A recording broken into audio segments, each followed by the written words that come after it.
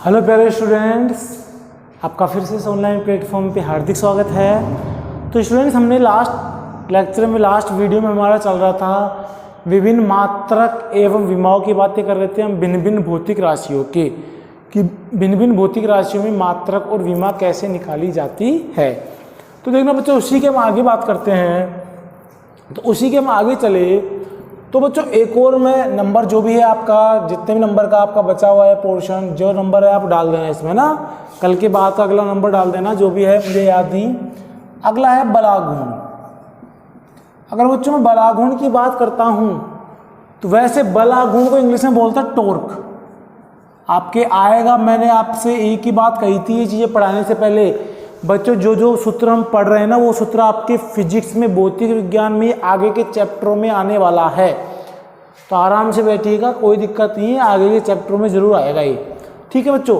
तो टॉर्क या बलागुण जो होता है, इसको टॉर्क से लिखते हैं ऐसे टाउ। इसका सिंबल है, इंडिकेशन है, कोई बातें भी मत समझो आप इसको, आगे आएगा तब और समझेंगे इसको। तो बलागुण का सूत्र होता है बच्चों बल इंटू दूरी। बलागुण का सूत्र क्या होता है बच्चों? बल इंटू दूरी। मैंने कहा बलागुण का सूत्र है बल इंटू दूरी। बल इंटू दूरी को हम लिख सकते हैं F इंटू आर। अब बल का मात्रक क्या होगा बच्चों? पहला मात्रक तो आपके सामने जो मैं इधर लिख रहा हूं, बल का मात्रक एक तो क्या हो गया न्यूटन, और दूरी का मात्रक क्या हो गया मीटर। तो ये मात्रक हो चुका है newton into metre. Newton into metre, क्योंकि बल का आपने कल के वीडियो में ही देखा था, हमने बल का मात्रक न्यूटन लिखा था। जो दूरी है, त्रिज्या है, जो कुछ भी आर दूरी है, उसका मात्रक क्या होता है बच्चों? मीटर होता है। ठीक है। उसके अलावा बल का एक और मात्रक होता है किलोग्राम के रूप में। वो क्या होता है बताइए? किलोग्राम मीटर प्रति सेकंड का स्क्वायर। कल का देख लो, याद करो, मुझे तो याद है, आप देखो याद है कि नहीं है। ठीक है ना। किलोग्राम मीटर पर सेकंड स्क्वायर तो बल का था, दूरी का था मीटर। तो ये किलोग्राम मीटर पर सेकंड, किलोग्राम तो ये रहा, मीटर इंटू मीटर क्या हो चुका है? मीटर स्क्वायर, और नीचे क्या हो चुका है? Second square. तो इसका एम के इस पद्धति में जो मात्रक हो गया वो हो गया किलोग्राम मीटर स्क्वायर पर सेकंड का स्क्वायर। इसी से आप इसकी विमा निकालोगे। तो अगर मैं इसकी विमा निकालना चाहूँ तो किलोग्राम मतलब एम, और एम के ऊपर घात 1, मीटर का मतलब लंबाई एल, एल के ऊपर घात 2, नीचे क्या है सेकंड, सेकंड ऊपर जाएगा तो -2 बनेगा। तो टी की घात कितनी बन जाएगी बच्चों? -2। इसका मतलब सिंपली आपकी विमा क्या बनेगी? m1 L2 T -2। m1 बोले तो किलोग्राम, L2 बोले तो मीटर स्क्वायर, T -2 मतलब सेकंड के ऊपर -2, T -2। ये किसकी विमा बन चुकी है पहले बच्चों? बलागुण की। बलागुण की मात्रक और विमा आपको पता चल चुका। मात्रक एक होता है न्यूटन इंटू मीटर, ये दूसरा हो गया ये विमा आपके सामने है। अगला एक और लेते हैं बच्चों जड़त्व आघूर्ण। देखो मैं जितना लिखूंगा ना उतना कम है इसमें, तो क्योंकि अनगिनत तो ये 50-60 जितने आप चाहो उतने लिख सकते हो, पर मैं केवल वो ही लिख रहा हूं जो थोड़ा बहुत काम के है आपके।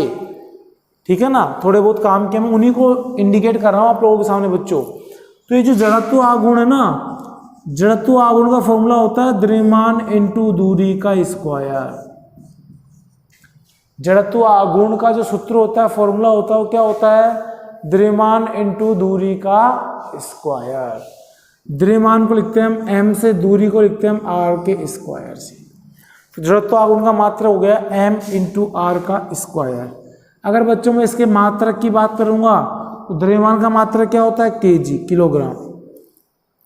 द्रव्यमान का मात्रक क्या होता है? Kilogram KG. दूरी का मतलब मीटर, तो ये मीटर का स्क्वायर। तो ये आ चुका है kilogram into metre square. Kilogram into metre का स्क्वायर।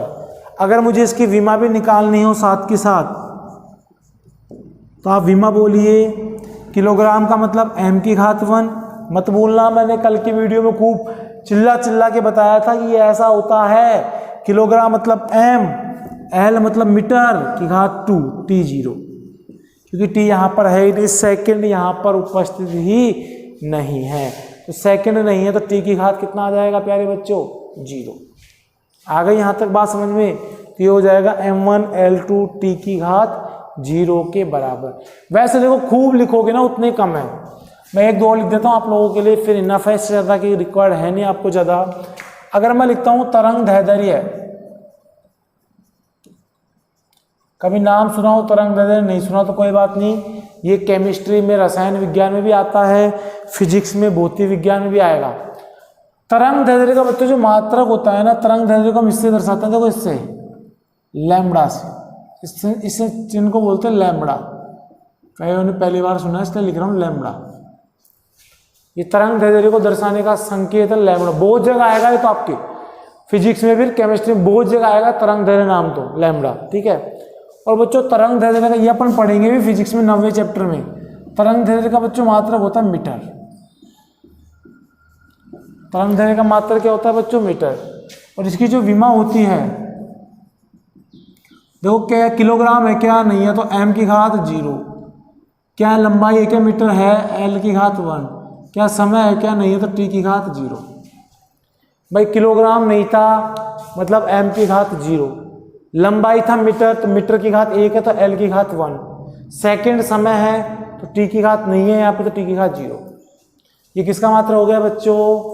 ये मात्रक हो चुका है किसका? विमा और मात्रक, तरंग दैर्ध्य लैम्बडा की मात्रक और विमा हो चुकी है। आगे बात समझ में यहाँ तक?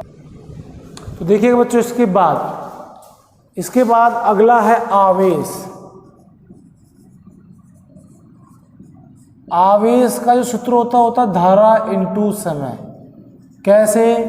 अरे बच्चों आपने 10वीं क्लास में पढ़ा होगा ना, धारा I बराबर होता है Q/T। आवेश के प्रवाह की दर को ही हम धारा बोलते थे, विद्युत धारा।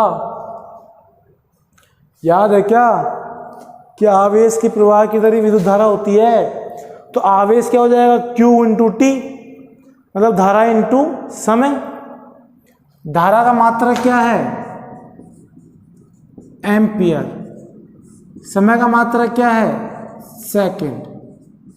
तो आवेश का मात्रक क्या हो चुका बच्चों? एम्पियर। 10वीं क्लास में पढ़ा था ना, ampere into second. Ampere into second. अगर मुझे इसकी, कहाँ गया डस्टर, अगर मुझे इसकी विमा लिखनी हो प्यारे विद्यार्थियों, तो देखिए मैं इसकी विमा क्या लिखूंगा? विमा बोलिए, क्या किलोग्राम आ रहा है क्या नहीं आ रहा, तो m0। क्या लंबाई मीटर आ रही है क्या नहीं आ रही, तो l0। क्या समय सेकंड आ रहा है क्या आ रहा है, तो t की घात 1। अब ये a एक्स्ट्रा आ गया, मेरी बात समझना, ये वो अपवाद वाले केस आ गए। अपवाद होता विमा mlt है, पर मैंने आपसे कहा था जब ये स्टार्ट किया था विमा कि भैया इसमें 100 में से 2-4 ऐसे आएंगे जिसमें mlt के अलावा चौथा पांचवा भी कोई आएगा। यहाँ पे आ चुका है चौथा एम्पियर A1, यहाँ पे आ चुका है एम्पियर A1। क्योंकि बच्चों एम्पियर का ना इससे कोई लिंक है, ना इससे कोई लिंक है, ना इससे कोई लिंक है। और आपको एक बात और पता है मैंने ऐसा क्यों लिखा? क्योंकि भैया मूल मात्रक कितने थे? 7, और 7 मूल मात्रकों में एम्पियर भी आ रहा था। तो ये तीनों तो मूल मात्रक हो गए, 3 के बाद चौथा मूल मात्रक ये आ गया एम्पियर। भाई आपको पता है मूल मात्रक को आप इन मात्रकों में नहीं लिख सकते, क्योंकि मूल मात्रक वो होते हैं जो किसी पर निर्भर नहीं करते। और ये मात्रक तो कौन से मात्रक थे? और बाकी के सब ये सब मात्रक व्युत्पन्न मात्रक थे जो किलोग्राम पे मीटर पे निर्भर कर रहे हैं। मतलब अन्य सभी मात्रक इन mlt पे निर्भर कर रहे थे, मूल मात्रकों पर निर्भर कर रहे थे, लेकिन ये एम्पियर इस पर निर्भर नहीं करता, तो ये अलग से मात्रक हो गया। तो ये आ चुका बच्चों m0, l0, t1 और a1। ठीक है, ये विमा हो गई किसकी? आवेश की। थोड़ा सा इसको ध्यान रखना हल्का सा, कैसे एम्पियर, अगर समझ लो ताप आ जाए कहीं केल्विन, तो केल्विन के लिए फिर आपको अलग से करना पड़ेगा m0, l0, t1 और k1, क्योंकि केल्विन भी बच्चों मूल मात्रक होता है। 7 मूल मात्रकों में एक मूल मात्रक केल्विन भी आता है, किसी अन्य मात्रक पर निर्भर नहीं करता। आ गई बात समझ में? उसके अलावा जितना भी आप लिखोगे उतना कम है मात्रकों के बारे में। विमाएं जितनी लिखोगे उतनी कम है। मेनली जो काम आने वाली विमाएं मैंने आपके सामने हाजिर कर दी है। ठीक है बच्चों, इसके अलावा वैसे एक और होता है कोणीय त्वरण, जो आपका वैसे तो आ जाएगा चैप्टरों में ही। एक होता है कोणीय वेग और कोणीय त्वरण। कोणीय वेग, इस कोणीय वेग का सूत्र होता है वेग बट्टा दूरी। वेग का मतलब होता है रेखीय वेग। जो आप वेग पढ़ते हो ना वो रेखीय वेग होता है, रेखीय वेग बट्टा दूरी। रेखीय वेग का मात्रक क्या आया था? मीटर बट्टा सेकंड। और इस दूरी का मात्रक फिर क्या हो जाएगा? मीटर। तो ये कितना आ जाएगा? 1/सेकंड। सही है? अरे सही है ना। मीटर प्रति सेकंड वो आया था, ये मीटर कट गया तो कितना आ गया? 1/सेकंड। तो इनकी निकल जाएगी, इससे कोई इशू नहीं है इसमें। तो ये कितना हो जाएगा? m0 L0 t-1। देखो छोटी मोटी मिस्टेक्स हो तो आप देख लेना, कोई दिक्कत नहीं है। अपन ऑफलाइन जब क्लासेस चलेगी तो उसको सोल्व करेंगे, और आपके जो छोटे मोटे डाउट्स है उसको भी अपन डिस्कस करेंगे ऑफलाइन क्लासेज में। जहाँ भी आपको लगे यहाँ डाउट है उसको आप टिक लगा लीजिए, वहीं पे टिक लगा लीजिए। अपन जब ऑफलाइन आएंगे तब आपको प्रॉब्लम्स को जरूर डिस्कस करेंगे। ठीक है बच्चों, तो इसी के साथ में विभिन्न तरीके की मात्रक और विमाएँ खत्म करता हूँ। हमने भिन्न भिन्न भौतिक राशियों के मात्रक और विमाओं को पढ़ा, जो मेनली काम आती है हर जगह। मैंने फिर कहा वैसे तो ये बहुत सारी है, 30, 40, 50 तक जितना लिखोगे उतना कम है, पर हम उनका जिसका यूज नहीं होता, ज़्यादातर यूज नहीं होता, उनकी बातें मैं अभी नहीं कर रहा हूँ। आगे बात समझ में। अब मैं आगे चलता हूँ। देखो विमा चल रहा था हमारा टॉपिक, विमा के ही मैं आगे टॉपिकों पे चलता हूँ। तो हमारा अगला जो टॉपिक है, अगला जो हेडिंग है वो है, तो देखिएगा प्यारे बच्चों, हमने जो विमा पढ़ा था, विमीय समीकरण पढ़ा था, उसके हम क्या पढ़ने वाले हैं? उपयोग, कि विमीय समीकरण के उपयोग कहाँ कहाँ पर होते हैं।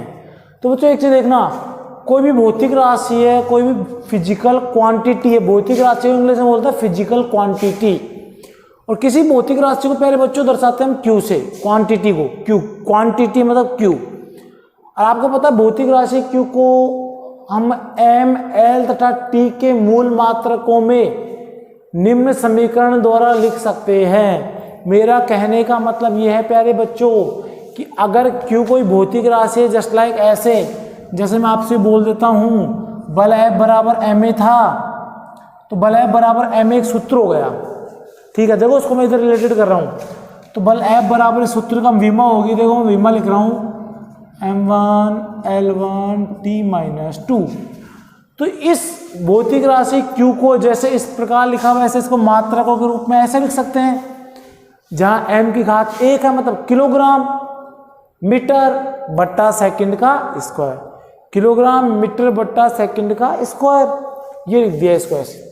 जहां ए बी सी क्या है, इनकी विमाएं हैं कि एम एल, और इस पर कौन कौन सी विमाएं हैं, कौन कौन सी घातें उपस्थित है। तो यहाँ A B C M L T की विमाएं प्रदर्शित करती है, और ये एम एल टी एक मात्रक को प्रदर्शित कर रहा है, क्यू के मात्रक को, कि क्यू का ये एम एल टी के रूप में मात्रक निम्न हो सकता है। अब मेरी बात अच्छे समझना, देखिएगा बच्चों, तो ये जो क्यू बराबर ये लिखा है मैंने पूरा, ये एक तरीके से हो गया एक विमीय समीकरण। ये क्यू बराबर दिस हो गया एक तरीके से विमीय समीकरण, जहां अकॉर्डिंग टू, जैसे बल के लिए ये आ गया तो किसी अलग, अच्छा देखो बल के लिए ये आया है, यहाँ ए का मान कितना हो गया? 1। देखो यहाँ कंपेयर करो, तुलना करो, बी का मान भी 1, देखिए तुलना कीजिए, और सी का मान -2, देखो तुलना करो, -2। आ गई बात समझ में। तो बच्चों अब इसका जो पहला उपयोग मैं लिख रहा हूं, ये तो एक समीकरण लिख दिया कि ऐसे हम समीकरणों को लिखते हैं मात्रकों के रूप में। अब मैं लिख रहा हूं पहला उपयोग इस विमा का क्या होता है। तो बच्चों पहला उपयोग है किसी भौतिक राशि के परिमाण को एक मात्रक पद्धति से दूसरी मात्रक पद्धति में परिवर्तित करना।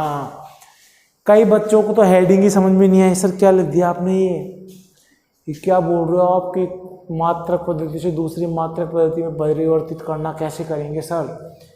कईयों को क्या समझ में नहीं आया, तो उन सब का सॉल्यूशन मैं बता रहा हूँ, देखिए अच्छे से। आपको एक छोटे से उदाहरण समझा रहा हूँ। जैसे मैंने बोला लंबाई L है, लंबाई L क्या होती है? 1 मीटर। और क्या लंबाई L को आप इस 1 मीटर को 100 सेंटीमीटर भी लिख सकते हो क्या? क्योंकि बच्चों 1 मीटर में कितना सेंटीमीटर होता है? 100 सेंटीमीटर। 1 मीटर में कितना सेंटीमीटर होता है? 100 सेंटीमीटर। तो मैंने लंबाई को एक तरफ लिखा 1 मीटर, लंबाई को दूसरी तरफ लिखा 100 सेंटीमीटर। क्या दोनों चीज़ें बराबर है कि नहीं है? अरे 1 मीटर 100 सेंटीमीटर के बराबर है कि नहीं है? नहीं है, है ना। अब इधर देखिए, मैंने कहा कोई भौतिक राशि है, कोई भौतिक राशि फिजिकल क्वांटिटी है Q। क्या आप भौतिक राशि Q को ऐसे लिख सकते हो कि N into you. N into you क्यों लिखा बच्चों मैंने? देखना, N तो होता है आंकिक मान, मैं बहुत पहले बता चुका ये चीज़, तो जब आपने मात्रक और मात्रक हेडिंग डाली थी। ये तो होता है आंकिक मान और ये होता है इसका मात्रक। जैसे मैंने लिखा 1 मीटर, तो 1 तो है इसका आंकिक मान, अंक, और मीटर क्या है इसका मात्रक। वैसे N है आंकिक मान 1 और U है इसका मात्रक। ठीक है बच्चों। अच्छा, इसको आप ऐसे भी लिख सकते हो चाहो तो। वैसे ये चीज़ नॉर्मल है, अगर NU नियत है, कांस्टेंट है, तो इसका मतलब N बराबर क्या हो गया? नियत बट्टा U, नियत बट्टा U। अर्थात आप ये बोल सकते हो कि N प्रोपोर्शनल किसके हो गया? 1/U। इसका मतलब आप सिंपली कह सकते हो N प्रोपोर्शनल किसके हो गया? 1/U। यस या नो? मतलब अगर मात्रक बढ़ गया तो आंकिक मान घट जाएगा और मात्रक घट गया तो आंकिक मान बढ़ जाएगा। आगे बात समझ में? मात्रक बढ़ गया तो आंकिक मान घट जाएगा, आंकिक मान बढ़ गया तो मात्रक घट जाएगा। अब सुनिए इसके आगे। तो बच्चों इसका मतलब यहाँ से ये चीज़ हो गई भाई, NU कांस्टेंट हो गया, नियत हो गया। अब मेरी बात अभी पूरी नहीं हुई अभी तक, मेरी बात पूरी अब कर रहा हूँ मैं, देखना अच्छे से। मैं कह रहा हूँ इस भौतिक राशि Q की जैसे लंबाई L है, देखो इसको आप इस तरह रिलेटेड करते चलो, इसलिए मैंने इसको लिख रखा है ऐसे ऐसे। इस भौतिक राशि Q का एक मात्रक पद्धति में, एक मात्रक पद्धति में जो बच्चों भौतिक राशि Q है वो लिख दी मैंने N1U1। जैसे कैसे, सपोज करो मैंने इसको लिख दिया N1, इसको लिख दिया U1। ये किस मात्रक पद्धति में है बताओ? ये MKS में है, क्योंकि MKS का मतलब मीटर किलोग्राम सेकंड, या मीटर आ रहा है। मीटर किस पद्धति में होगा? MKS में। ठीक है बच्चों, भैया हर चीज समझ में आएगी, बस समझो आप अच्छे से एक बार। मैं आपको हर चीज एग्जाम्पल के साथ इसलिए समझाता हूं तो कि आपको चीजें समझ में आए। दूसरी मात्रक पद्धति ले लो। दूसरी मात्रक पद्धति में Q को मैंने लिख दिया, उसी Q को N2U2। जैसे यहां पे ये मात्रक पद्धति ले लिया बच्चों CGS,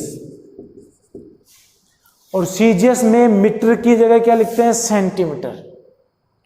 तो 1 मीटर की जगह लिख दिया 100 सेंटीमीटर। अब देखो इससे क्या हुआ? ये भी चेंज हो गया, 1 की जगह 100, तो देखो N1 की जगह यहाँ N2 हो गया, और ये भी चेंज हो गया, मीटर की जगह सेंटीमीटर, तो यहाँ U1 की जगह U2 हो गया।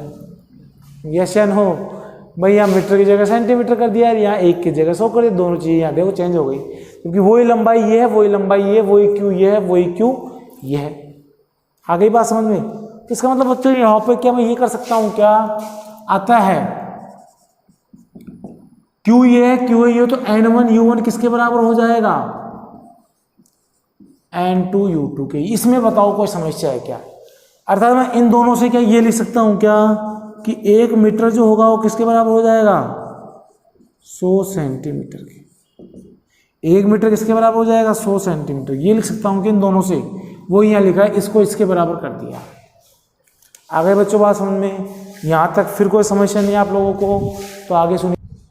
तो बच्चों जैसे ही काम किया, अब देखिए मैं इसको मिटा देता हूँ, ये समझाने का पर्पस खत्म हो गया मेरा। अब सुनिए आगे। यदि मैं आपसे बोलूं कि पहली मात्रक पद्धति में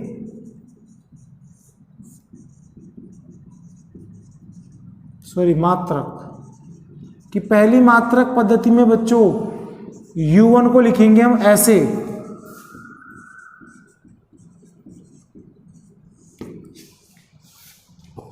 और दूसरी में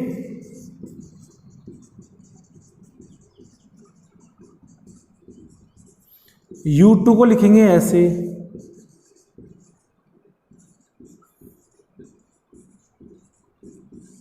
भाई मैंने ये क्या किया, सुनो एक चीज भाई, जैसे यहां पे था मीटर, L अलग है, यहाँ पे सेंटीमीटर, L2 अलग है मात्रक, घात समान है, यहाँ मीटर की घात 1 थी, यहाँ भी सेंटीमीटर की घात 1 है। अरे भाई जैसे यहाँ 1 मीटर लिखा, यहाँ 100 सेंटीमीटर लिखा, इसकी घात भी 1 है, इसकी घात भी, घात तो विमाएँ तो समान होगी इनकी ABC, लेकिन ये मान अलग अलग होंगे। M1 क्योंकि ये मीटर हो गया और ये सेंटीमीटर हो गया, यहाँ पे M मीटर लंबाई मीटर में होगी, यहाँ पे लंबाई सेंटीमीटर में होगी। जैसे बच्चों इन चीज़ों को मैंने यहाँ लिखा, तो अब इस चीज़ को मैं इस समीकरण में पुट कर रहा हूँ। सपोज करो समीकरण 1 इसको डाल दिया, तो समीकरण 1 से देखिए मैं इसको मिटा के समीकरण 1 की बातें कर रहा हूँ। तो समीकरण 1 से आप क्या लिख सकते हो, बोर्ड पे देखते रहना बच्चों, फिर इसका एक न्यूमेरिकल करेंगे हम लोग। समीकरण 1 से, और समीकरण 1 से मैं ये लिख सकता हूँ आसानी से, N1 U1 की जगह कितना आ गया, M1 की पावर A की पावर B और C, इधर आ गया N2 और U2 की, देखो यहाँ U2 की जगह ये लिख दूँ M2 की पावर A, L2 की पावर B और T2 की पावर C। T2 की पावर का मतलब घात C। अब आपका ये जो टॉपिक था वो क्या टॉपिक था, उस टॉपिक को समझ लो। किसी भौतिक राशि के परिमाण को, परिमाण मतलब होता है बच्चा उसको मान, और मान का मतलब होता है उसकी संख्यात्मक जो मान है, संख्या, और संख्या का मतलब होता है बच्चा उसका आंकिक मान, जो उसका आंकिक मान है। तो ये हेडिंग हमारी ये बोल रही है किसी भौतिक राशि के परिमाण या मान या संख्या को एक मात्रक पद्धति से दूसरी मात्रक पद्धति में बदलना। भैया पहली मात्रक पद्धति में इसका आंकिक मान कितना था, संख्या कितनी थी, परिमाण कितना था N1, और दूसरी मात्रक पद्धति में परिमाण कितना हो गया N2। मतलब मुझे N2 निकालना है जबकि N1 दिया हो, या N1 निकालना हो जबकि N2 दिया हो, तो इससे निकाल लेंगे। जैसे सपोज करो मुझे N2 निकालना है, दूसरे मात्रक पद्धति में परिमाण N2 निकालना है, तो देखो ये चीज़ यहाँ गुणा में है तो इधर आएगी तो भाग में। देखो ये ऐसे हो जाएगा M1 N1 T1 की घात C अपॉन M2 की घात A, L2 की घात B और T2 की घात C। देखो देखो मैं नीचे वाली टर्म मिटा रहा हूँ, इन चीज़ों को मैं मिटा रहा हूँ। देखो देखो यहाँ तक सही है क्या, आ गई बात समझ में। भाई n आंकिक मान होता है ना, तो इसको आप ऐसे भी लिख सकते हो कि N2 बराबर N1, देखो मैं इनको अलग अलग कर रहा हूँ, M1 अपॉन M2 की घात, इन दोनों पे घात A है, फिर L1 अपॉन L2, इन दोनों पे घात कितनी है B है, फिर T1 अपॉन T2, इन पर घात कितनी है C। मतलब आप ये बोल सकते हो, मुझसे अभी क्वेश्चंस करेंगे इसके, कई बच्चे तो ये कंफ्यूज हो रहे हैं, सर क्या हो गया, हमें तो कुछ समझ में ही नहीं आया। तो मैंने आपसे कब कहा कि आपको समझ में आया, मैं भी आपसे यही बोल रहा हूँ कि आपको कुछ समझ में नहीं आया। जब तक मैं कोई क्वेश्चन नहीं करा दूँ तब तक आपको कुछ समझ में नहीं आया, ये मान लो आप, क्योंकि मैं हर चीज़ उदाहरण से समझाता हूँ। तो बस आप तो ये समझो जो मैं बोल रहा हूँ वो समझ में आ रहा है ना, ये चीज़ें सब प्रश्न से आएगी। भी एक क्वेश्चन कराएंगे अपन जो शायद अगले वीडियो में होगा। आप तो ये समझो कि आपको ये समझ में आ गया कि अगर एक मात्रक पद्धति क्यों पता हो, जिसका मान, जैसे इसका मान पता हो कि 1 मीटर है M केस में, और आपसे पूछा जाए कि सीजीएस पद्धति में मान क्या होगा, तो आपका आंसर आएगा 100 सेंटीमीटर। 100 नहीं पता आपको, तो 100 निकालना हो तो आप इससे निकालोगे कि N2 बराबर एक मात्रक पद्धति का N1 ब्रैकेट में M1 अपॉन M2 की घात A, L1 अपॉन L2 की घात B, T1 अपॉन T2 की घात।